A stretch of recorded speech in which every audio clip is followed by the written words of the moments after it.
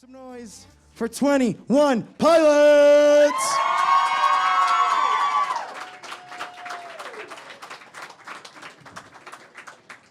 You gentlemen can have a seat. We have water there for you as well. Thank you so much for coming. We appreciate it. Hello. How are you guys feeling so far today? Good. Feeling good. Yeah. There we go. That's what we want to hear. So we're just going to kick things off with Talissa, right? She has a question for you guys, Talissa. When you're writing music, do you already have the melody or what it's going to sound like in your head? That's a good question. Do I already have the melody in my head when writing music? I would say that I usually have to use an instrument to kind of develop that idea. I know a lot of musicians and artists can hear it first. I don't know if I necessarily have that ability. I kind of have to make it come to life to realize it. All right, the next one's coming from Lindsay. What is a conspiracy theory that you believe in? In the world? Anything? You've been watching documentaries lately? Yeah, it's tough because I do feel like documentaries can make you believe anything. That's their job. Conspiracy theories. I mean, I believe that we've known about aliens for a long time. If that helps you. Yeah. All right, next up, Kelly. Is there or has there ever been a band or musician that you would wait hours in line to see like your fans do for you? We didn't really grow up doing that. I would do it for us, for our band. But I think that we just didn't really realize until people started waiting in line for our band that was even a thing. Because I think that we would just sort of buy tickets and then show up and stand where we stand. But there's a lot more thought put into it by a lot of you guys than I think also there's something to be said. When we were younger, our world was littler and smaller because we didn't have the internet in a way that it lives today, where we just seem to be more aware of the people around us and to understand that there are people who, are fans of a band or believe in a band. Even if there was a band that we were a fan of, I don't think that we could count very many people that we knew personally who were also a fan of that band. So there was much less of a community naturally back then, which I think is probably one of the few positives from the technology of just social media, is being able to bring people together with, like-mindedness, which creates the ability to do something like this. Yeah. And on the internet, you could also find new conspiracy theories. So you could do that. Yeah, that's very true. Yeah. Megan, what's your question? Trench is a concept album unlike any of your others, built around the imaginary city of Dima. Are you considering doing something like this with future albums? I don't know.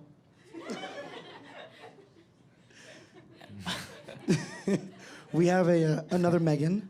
Megan, I'm not gonna. I'll hand you the mic. What was the most challenging song to write and produce from Trench?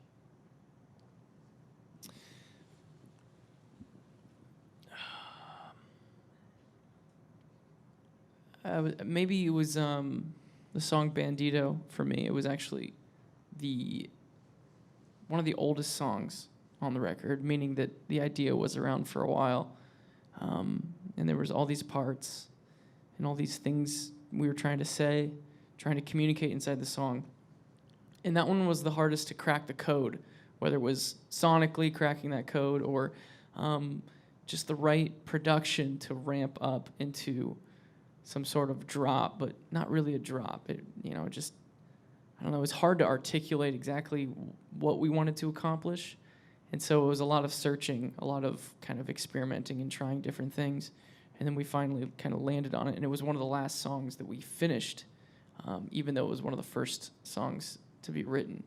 So it kind of spanned throughout the entirety of the record. And I guess in a way, emphasize a lot of the themes found in that single song and spread itself out over the course of the entire album in a way that we actually grew to love, which is why, you know, we've always liked the idea of playing that song live and branding the tour with that name and really kind of driving home how important that song is to us and watching it kind of reverberate off of our fans back at us. And so that was probably the most rewarding, but also one of the toughest. Matthew, what's your question? All right, my question is, if you could have anything come out from your pointer finger, what would it be and why? That's a great question. Is it on command or is it just always happening?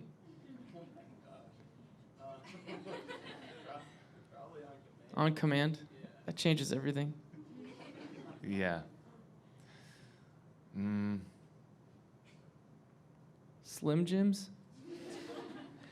Nerds ropes. I guess Just we food. think it needs to be long and like thin. Yes, you can fit in there. Could be anything though. He said it's anything. Mine could be a little thicker than yours, probably. Yeah, I like a got used I car. have chubby fingers. A used car. You never know. Um, You never, you know, you don't need an Uber. You'd be like, Yeah. I need a ride. yeah. There you go. It's right there. Where's your car? You just be like, it's right over there. All right, up next we have Lillian. What's your question? What's your favorite way to discover new music? I think, I mean, word of mouth is always the best way to do it, I think. So there are, you know, I think with streaming and radio has always been around and is great. Yeah. But, yeah. And but look, when we were kids, we did listen to the radio until our favorite song came on and then hit record and play at the same time and like make your own playlist on cassette. So yeah, we've loved the radio for a long time, but there's nothing better than when like somebody that you know and trust shows you a cool band or a song. I think that like initial memory that you have of listening to it and experiencing that is kind of unbeatable.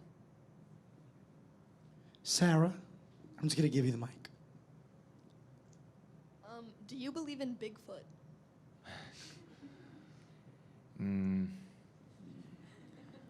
I haven't really thought about that very much. So you believe in aliens, but not Bigfoot. Just to clarify. So, well, we're talking about an entire different, I get it. endless groups of species versus one animal, I understand. right? I understand. Or are we talking about like, is there a species of Bigfoot? I guess I don't know.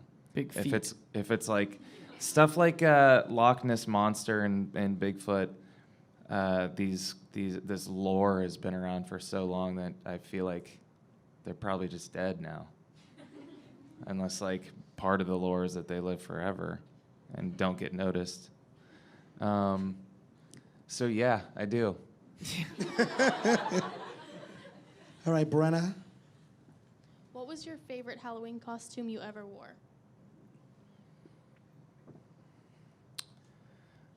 I haven't really done. Did you ever do that? Not really. I was like a cowboy once. Like 2 years ago? Yeah.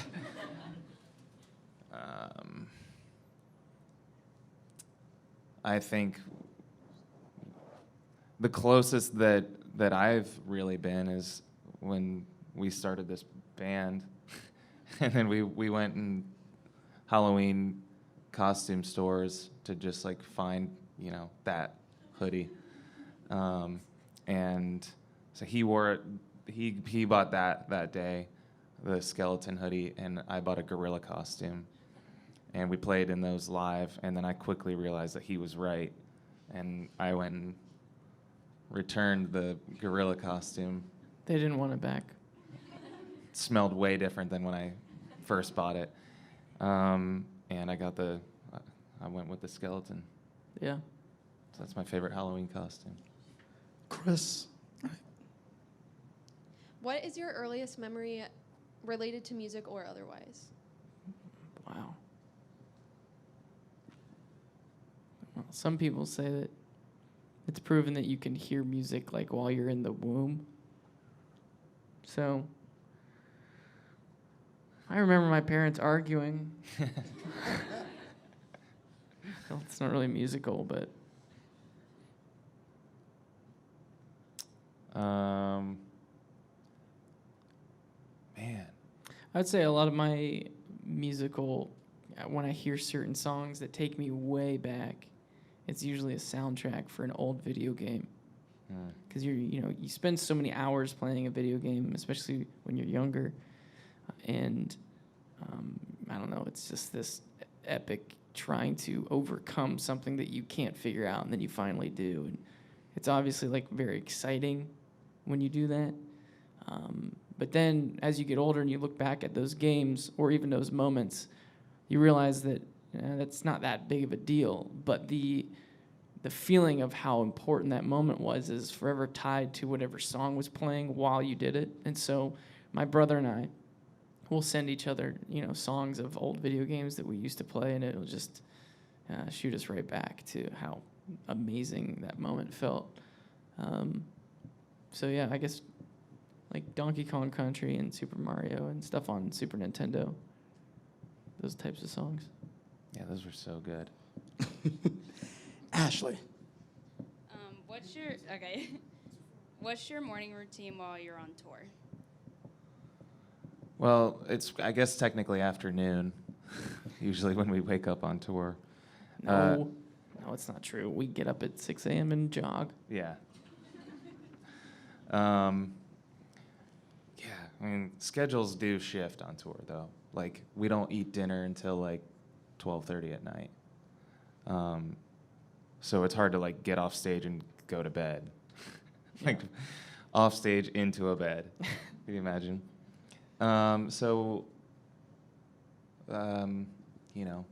Brushing your teeth is good. I don't think she's asking for suggestions. Are you looking for things to do in the morning? I mean, that's a classic wake-up move. Yeah. Brush away the sleep. Something I never get used to is obviously I know our schedule. I kind of have an idea of where we're going, kind of. That cliche that you hear about, whether it's a movie or a commercial or whatever it is, where the band or lead singer specifically, like, doesn't know where he is and says the wrong city name. And I remember seeing that and thinking, there's no way that that's real. Like, obviously he knows where he is right now. But that brings me back to one of my morning routines is getting on my phone and literally looking at my map and going, where am I right now? Which I never thought would be a part of my routine, but waking up and not knowing exactly where you are is kind of a weird feeling, because you fall asleep on a moving bus and it drives somewhere, and then you wake up in a completely different spot. It's an odd one, so yeah, I check my maps. Brianna, who's here from San Antonio, she made the drive. What's your question? If you guys were stranded on a deserted island, what 3 things would you bring with you? Are you assuming I'm on the island for a certain amount of time, or am I trying to pick things that would help me get off the island? Or have you not thought of this far? I haven't thought of that, but I would say to get off the island. To get off the island? I'd bring a plane then. Plane would be nice. Plane. Cell tower. Cell tower. Like they're just in our pocket. Yeah. I bring like a really outdoorsy friend. First, I'd have to meet them. People who've like always dreamed of that. Like, this is my moment. Yeah. I know exactly what to do. Yeah. You'll also have a used car. Yeah. Because of the finger. Whenever you want. Slim Jims for days. Slim Jims. The next question's coming from Shelby, because I'm on this side of the room. Shelby. Other than music, what are some of your creative outlets?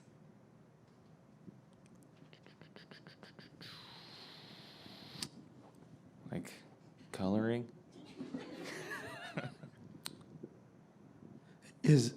You guys still want to answer?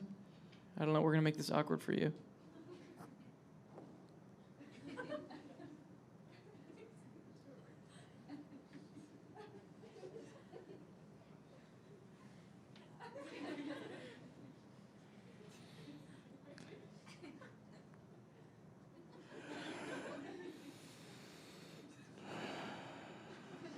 You cracked a smirk. I won.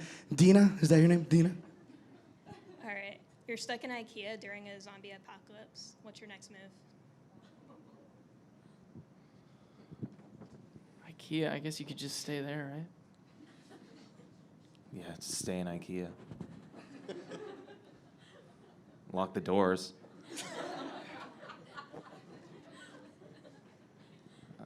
There's a lot of wood. You can use it to make steaks, to go through the hearts of the zombies. Oh, was she asking you? I'm sorry.